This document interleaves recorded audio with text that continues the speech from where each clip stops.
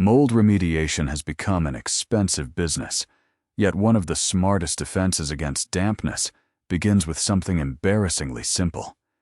Give water a controlled way out. Modern basements are often sealed so tightly that moisture from soil, leaks, cooking, washing, or humid outdoor air can remain trapped. Once damp air meets a cold wall, condensation forms. Mold does not need luxury. It needs moisture, oxygen, and something organic to feed on. Welcome to Buried Fixes. In many traditional Amish root cellars, stone walls were not treated like airtight plastic boxes. The structure could dry, while drainage carried unwanted water away. Builders also shaped the floor with a slight fall toward a gravel-filled low point or drain. Gravity handled the job continuously, without a pump. The idea is not that underground stone magically dehumidifies a room. Cool masonry can actually collect condensation when humid air touches it. The real advantage comes from managing that water. Limit entry, encourage drying, and direct liquid away before wooden shelves, stored food, or wall surfaces stay wet long enough for mold to establish itself. That distinction matters. Simply opening a basement to hot, humid summer air can make condensation worse. The lesson is not leave gaps everywhere. It is to design ventilation and drainage for the climate, so moisture always has an exit instead of becoming a tenant. Breathing walls solve only half the problem. If the surface itself stays damp, mold can still move in. That is where Amish builders relied on an old coating modern homes largely abandoned: limewash. Made from slaked lime and water.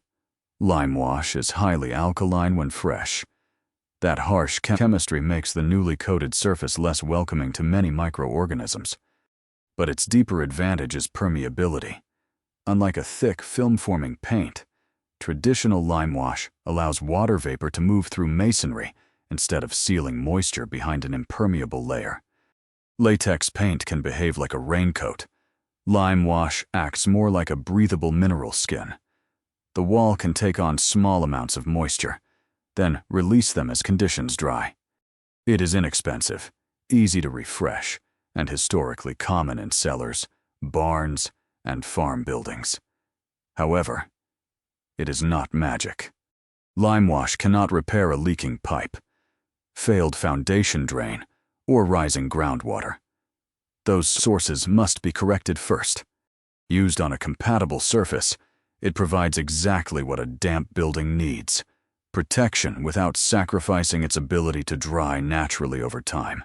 Once the walls can dry, the next challenge is moving humid air out before it settles. Traditional Amish homes often approach a window as more than a source of daylight. It becomes part of a simple ventilation system. Openings placed on opposite sides of a room encourage cross-ventilation. Wind enters through one side, travels across the occupied space, and leaves through the other. No motor is required, but the result depends on wind direction, opening size, and layout. Then there are the smaller openings near the ceiling. Warm air is less dense and rises, carrying moisture from cooking, bathing, and daily life. A high window gives that air an escape route. When lower and upper openings work together, the temperature difference can create a stack effect, drawing cooler air in below while warmer air exits above. Transom windows, those narrow panels above interior doors, extend the same idea between rooms. They allow air to circulate when a door is closed, preserving privacy without trapping humidity. But natural ventilation must be used intelligently. On a muggy day, opening windows can bring more moisture inside. The principle is simple: ventilate when outdoor air is drier, and close the house when it is not. Good airflow is not accidental. It is carefully planned and controlled. When winter shuts the windows, natural cross-ventilation disappears. In many Amish homes, the wood stove becomes more than a heater. It changes how air and moisture move through the building. Heating air lowers its relative humidity, even though it does not destroy water vapor. A properly vented stove sends combustion gases up the chimney. Combustion draws replacement air, but tight homes may require a dedicated outdoor supply. Without enough supply air, a stove can backdraft smoke and carbon monoxide into the room. The claim that a fire cuts humidity from 70% to 35% is misleading. The result varies with house tightness, temperature, and moisture production. Sometimes winter heating makes the air uncomfortably dry. Amish families placed a cast iron kettle on the stove, allowing water to evaporate. Add moisture when the air feels dry. Remove the kettle when windows begin collecting condensation. Wood ash may absorb a little moisture, but it is not a dependable replacement for ventilation or a dehumidifier, and its alkaline dust requires careful handling. The stove's lesson is balance.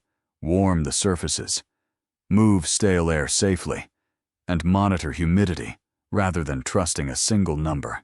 Fire cannot reach every closet, pantry, or corner behind a dresser. These stagnant pockets are where damp materials and musty odors linger.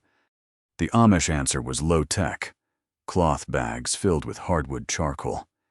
Charcoal forms when wood is heated with limited oxygen, leaving a carbon-rich, porous material.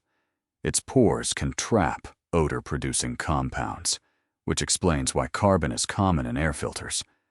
A small bag may freshen a confined space when air circulates around it. But the original claim races beyond the science. Ordinary homemade charcoal does not reliably absorb 100 times its own weight in water.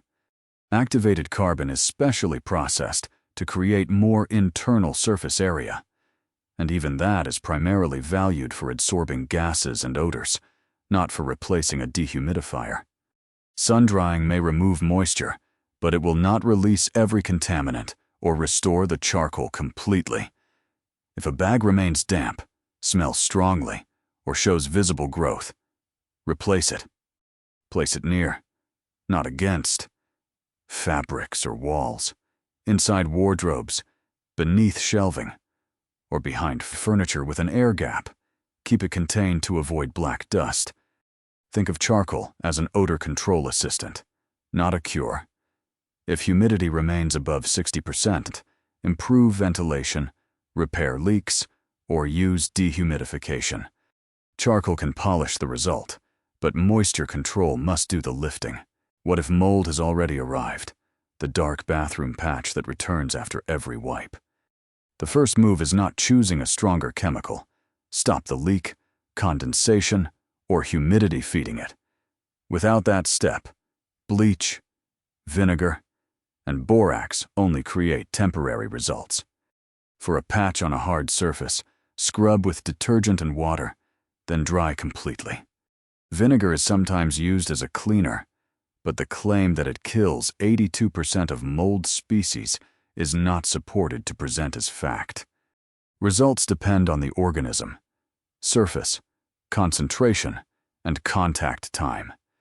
Borax appears in cleaning products, but follow label directions. Avoid breathing the powder. Wear protection, and keep it away from children and pets. Never combine vinegar with chlorine bleach, and never mix bleach with other cleaners. Dangerous fumes can form.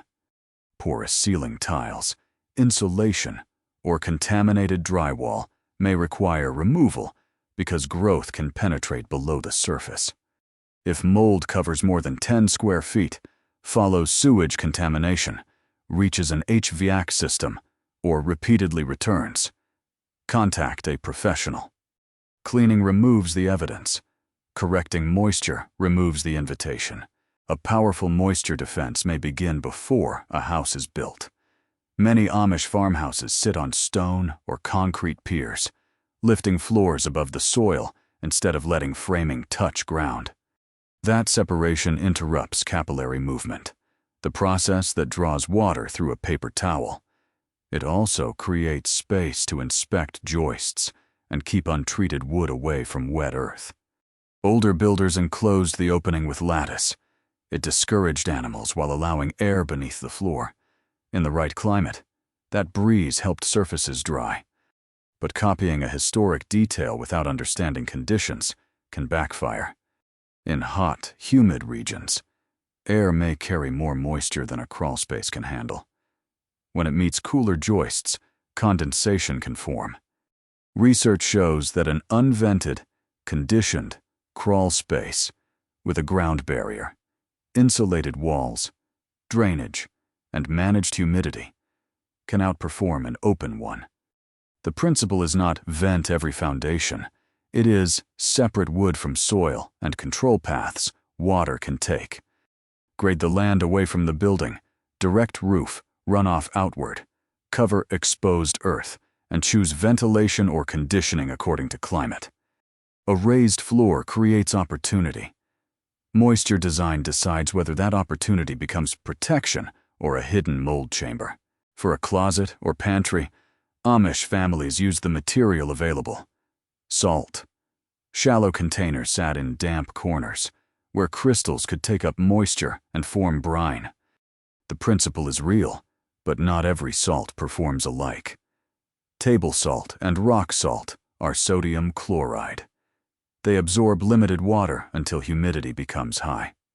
Commercial moisture traps usually contain calcium chloride, a hygroscopic salt that draws water from air and dissolves into collected liquid. A box of rock salt should not be expected to remove a quart of water on schedule, and it cannot protect a basement.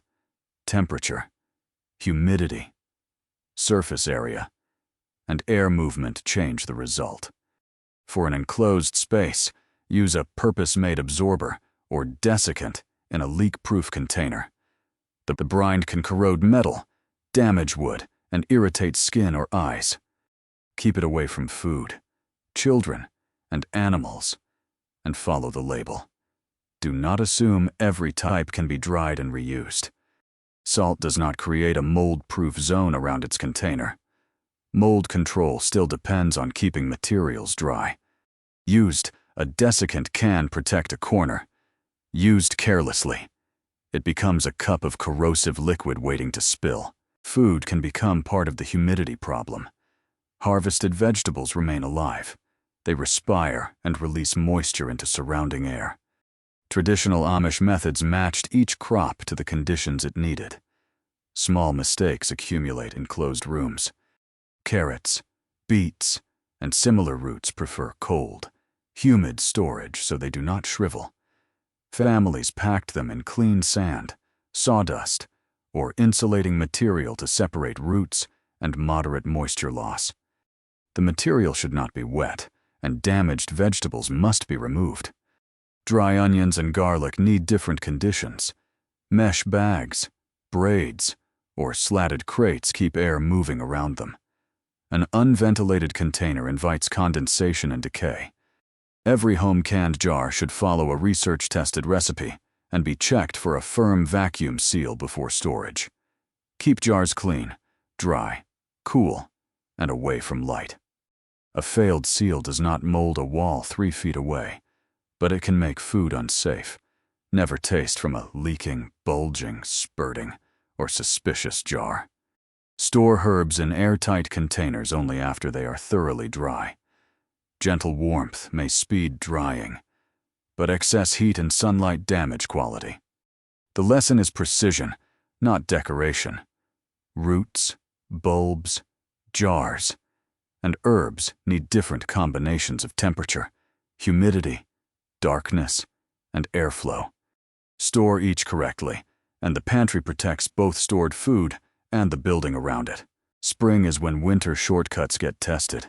Humidity rises, hidden corners warm, and a small leak can become a colony. Amish spring cleaning attacked the conditions first. Furniture moved away from walls. Fabrics went outdoors. Empty rooms exposed floors, window frames, pipes, and dark corners for inspection. Sun and moving air helped dry suitable fabrics, but sunlight alone is not guaranteed sterilization. A modern routine begins with a hygrometer. Keep relative humidity below 60%, ideally between 30 and 50%. Check gutters, plumbing, drainage, exhaust fans, and spaces behind furniture. If something becomes wet, dry it within 24 to 48 hours whenever possible. Clean growth safely. Replace porous materials that cannot be restored. And never paint over a moisture problem. Return later. A dry-looking wall means little if the stain or odor reappears next week. That is the Amish advantage. Maintenance before crisis.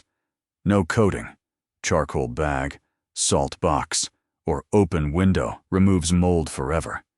The solution is a system. Stop water, control humidity, encourage drying, and inspect regularly. For more forgotten building methods tested against modern science, subscribe to Buried Fixes. The cheapest repair is the problem you prevent before it starts.